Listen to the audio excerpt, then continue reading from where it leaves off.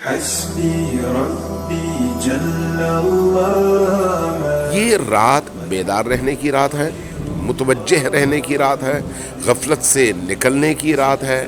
آپ قبلہ رخ ہوں، اللہ سے راز و نیاز کریں، اللہ سے گفتگو کریں، اللہ سے اپنے دل کا حال بیان کریں. مکتب تشیع کے عقیدے کے مطابق شب قدر میں رسول کریم پر تمام فرشتے جو اللہ کی طرف سے مأمور ہیں بندوں کی روزی اور سارے سال کا حساب لے کر نازل ہوتے تھے.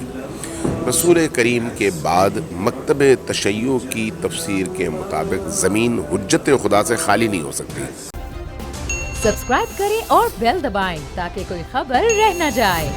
جناب علی آج پھر ایک دفعہ امین شہیدی صاحب میرے ساتھ موجود ہیں اس وقت، اور جیسے کہ آپ کو پتہ ہے کہ طاق راتوں کا سلسلہ شروع ہو چکا ہے، تو اکثر لوگوں کے سوالات تھے خصوصاً بالخصوص فقہ جعفریہ کی طرف سے کہ اس رات کو کون کون سے اعمال ہوتے ہیں اور شب قدر کی رات ہمیں کیسے پتہ لگے کہ شب قدر کون سی رات ہے، بیکاز اس میں 19، 21، 23 اور 27 کی روایتیں غالباً ملتی ہیں. بہرحال اس میں ہمارے علم میں اضافہ کریں گے امین شہیدی صاحب. قبلہ thank you so much, first of all آپ نے اپنے قیمتی وقت میں سے وقت دیا. تو قبلہ میرا سب سے پہلا سوال یہ کہ شب قدر بیسیکلی ہے کیا؟ بسم اللہ الرحمن الرحیم. شب قدر رمضان المبارک کی وہ رات ہے جس میں پورے کا پورا قرآن ایک دفعہ نازل ہوا، اور اس کے بعد ہر سال اس رات میں اللہ کی طرف سے فرشتہ زمین پر اترتا ہے. سورہ قدر میں اس کی پوری ڈیٹیل موجود ہے. انا انزلناہ فی لیلۃ القدر، ہم نے اس قرآن کو لیلۃ القدر میں نازل کیا. وما ادراک، تم کیا جانو، ما لیلۃ القدر، لیلۃ القدر کیا ہے. لیلۃ القدر خیر من الف شہر، 1000 مہینوں سے بہتر رات ہے. تنزل الملائکۃ والروح فیہا باذن ربہم، یہ وہ رات ہے جب اللہ کی طرف سے ملائکہ اور روح زمین پر نازل ہوتے ہیں. مکتب تشیع کے عقیدے کے مطابق شب قدر میں رسول کریم پر تمام فرشتے جو اللہ کی طرف سے مأمور ہیں بندوں کی روزی اور سارے سال کا حساب لے کر نازل ہوتے تھے. رسول کریم کے بعد مکتب تشیع کی تفسیر کے مطابق زمین حجت خدا سے خالی نہیں ہو سکتی. اس لیے ہر اس زمانے میں جب حجت خدا زمین پر موجود ہے فرشتہ نازل ہوگا. آج بھی اللہ کی حجت زمین پر موجود ہے، لہٰذا اگر فرشتہ نازل ہوگا تو اس پر نازل ہوگا، اس کے پاس آئے گا. میرے پاس تو نہیں آ رہا، آپ کے پاس تو نہیں آ رہا. ہم ہر سال شب قدر مناتے ہیں، تو ہماری روزی، ہمارے پورے سال کا رزق اور ہماری قسمت کے فیصلے لے کر فرشتے نازل ہوتے ہیں. تو اس لیے ہمیں یہ حکم دیا گیا ہے کہ شب قدر میں ہم زیادہ سے زیادہ عبادات کے ذریعے سے، دعاؤں کے ذریعے سے، قرآن کی تلاوت کے ذریعے سے، عمل قرآن کے ذریعے سے، ذکر کے ذریعے سے، اور ہر وہ عمل جس کے نتیجے میں ہم خدا کے قریب تر پہنچ سکیں، اس رات کو بیداری کے عالم میں گزارنا چاہیے یہاں تک کہ فجر کی اذان ہو جائے. تو اس حوالے سے شب قدر انتہا درجے کی بابرکت رات ہے. اس کی جو عبادت ہے وہ 82 سالوں سے زیادہ اہمیت رکھتی ہے. قرآن کریم کی اسی آیت کے مطابق لیلۃ القدر خیر من الف شہر، یہ ایک رات 82 سالوں سے بہتر ہے. یعنی آپ اس رات کا 1 گھنٹہ اگر عبادت کرتے ہیں تو کئی سالوں کے برابر ہے. لیکن اس کا مطلب یہ نہیں ہے کہ اس رات میں آپ عبادت کریں باقی سارا سال چھوڑ دیں، اس کا مطلب یہ نہیں ہے. اس لیے شب قدر میں آپ کو عبودیت اور بندگی کے حوالے سے ہر وہ کام کرنا چاہیے جس سے آپ کی آنکھیں نم ہوں، آپ کا دل تڑپے، آپ سربہ سجود ہوں، آپ قبلہ رخ ہوں، اللہ سے راز و نیاز کریں، اللہ سے گفتگو کریں، اللہ سے اپنے دل کا حال بیان کریں. قرآن کریم جو اللہ کی طرف سے بندوں کے لیے نازل شدہ کتاب ہے اس کی تلاوت کریں. پھر خود نمازیں پڑھیں جس سے آپ اللہ سے ہم کلام ہوں. دعائیں پڑھیں جو کہ رسول کریم اور آپ کی اولاد اور اہل البیت سے منقول دعائیں ہیں اور انتہائی بابرکت اور عظیم دعائیں ہیں. ان دعاؤں کے ذریعے سے آپ اللہ سے ہم کلام ہوں. یہ رات بیدار رہنے کی رات ہے، متوجہ رہنے کی رات ہے، غفلت سے نکلنے کی رات ہے، اور گریہ کرنے کی رات ہے، توبہ کرنے کی رات ہے، استغفار کرنے کی رات ہے، اپنا رزق اور سارے سال کی روزی اللہ سے طلب کرنے کی رات ہے. بالکل. اچھا امین شہید صاحب مجھے یہ بتائیے گا کہ کیا ہمیں پتہ لگ سکتا ہے کہ یہ کون سی ایک رات ہے؟ کیا اللہ نے ہمیں یہ کیوں نہیں بتایا؟ میرا یہ سوال ہے. اللہ نے بتایا تھا. مشکل یہ ہوئی کہ صحابہ کرام کے دور میں نبی کریم جب موجود تھے تو اسی رات کے اوپر گفتگو چل رہی تھی. یہ علماء اہل سنت نے لکھا ہے, یہ میں شیعوں کی روایت بیان نہیں کر رہا. علماء اہل سنت نے لکھا ہے کہ بعض صحابہ کے درمیان اختلاف پڑ گیا, جس کی وجہ سے اس جھگڑے کی وجہ سے رسول کریم بھول گئے, اور پھر اس کے بعد کہا کہ اب میں بیان نہیں کرتا کہ شب قدر کون سی ہے, تم طاق راتوں میں ہی شب قدر کو تلاش کرو. یہ اہل سنت علماء کرام فرماتے ہیں. اس لیے اہل سنت علماء کرام کے مطابق طاق راتوں سے مراد یعنی 21 کی رات, 23 کی رات, 25 کی رات, 27 کی رات, 29 کی رات, ان راتوں میں آپ طاق راتوں شب قدر کو تلاش کریں. اہل البیت علیہ السلام کی تعلیمات کے مطابق اہل البیت نے رسول کریم سے یہ روایت لے کر ہمیں بتائی ہے کہ 19ویں رات کو تیاری کرو, اعمال انجام دو. اس کے بعد 21ویں رات کو اس سے زیادہ اعمال انجام دو, یہاں تک کہ 23ویں رات آئے.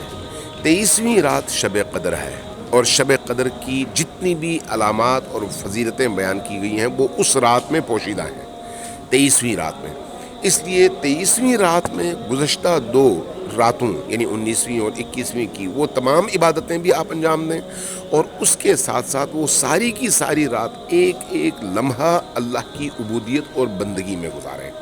تو اس اعتبار سے مکتب اہل البیت کے مطابق 23ویں شب قدر ہے, مقدرات انسانی کے فیصلوں کی رات ہے.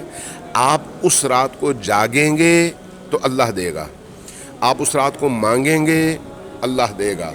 آپ اس رات جو مانگیں گے اگلے پورے سال کی آپ کی روزی کا تعین آپ کی ان دعاؤں کے نتیجے میں ہوگا جو اس رات کو آپ انجام دے رہے ہیں.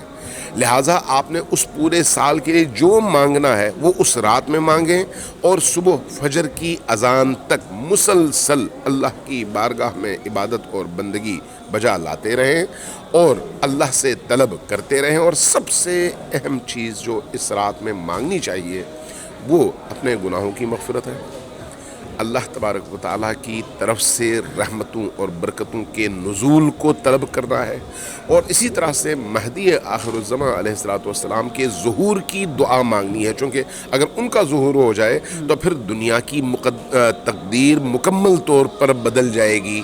اور یہ رات ہے بھی امام زمان اور امام مہدی آخر الزمان سے اپنا رابطہ مضبوط کرنے کی رات.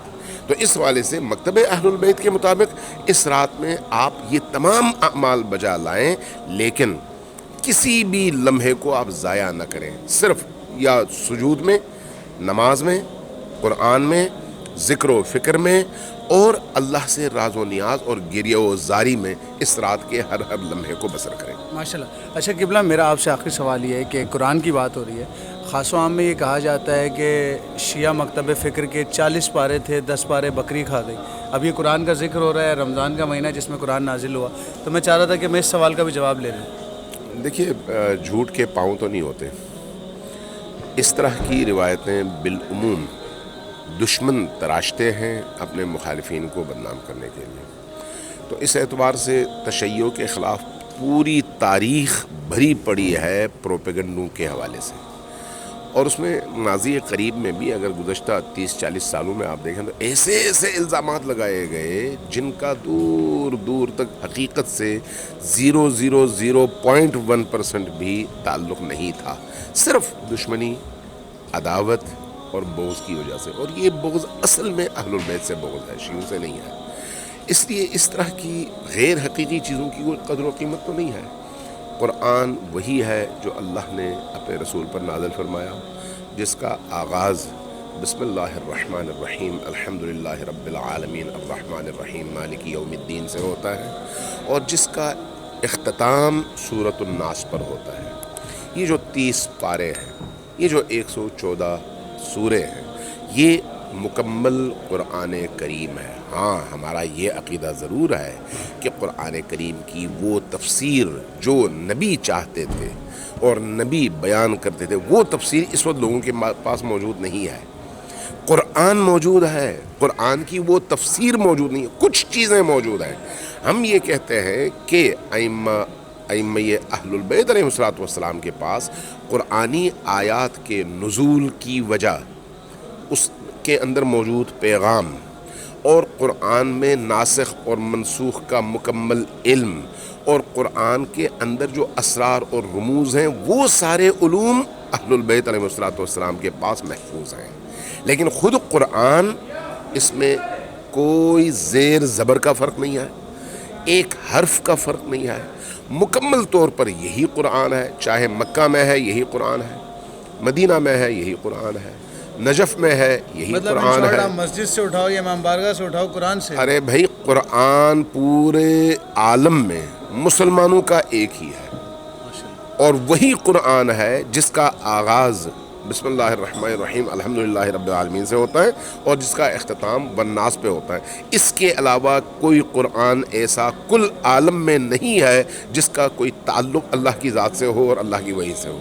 और यही हमारा अक़ीदा है। इससे जो सरे मुँह इनहराफ करता है वो कुरान से अपनी दुश्मनी जताता है। जहाँ तक तहरीफ़ कुरान का, कुरान में कमी बेशी का तसव्वुर है, बुखारी में रिवायत मौजूद है कि हज़रत उम्मुल मोमिनीन आयशा की बकरी फ़लान सूरत खा गई, फ़लान सूरत कुरान करीम में मौजूद थी, फ़लान आयत कुरान करीम में मौजूद थी, वो बकरी खा गई। हम ये तो नहीं कहते कि अहल सुन्नत जो है वो कहते हैं कुरान में नक्स है, कमी है, इसलिए कि बकरी खा गई थी। कभी भी हम ये नहीं कहते। क्यों?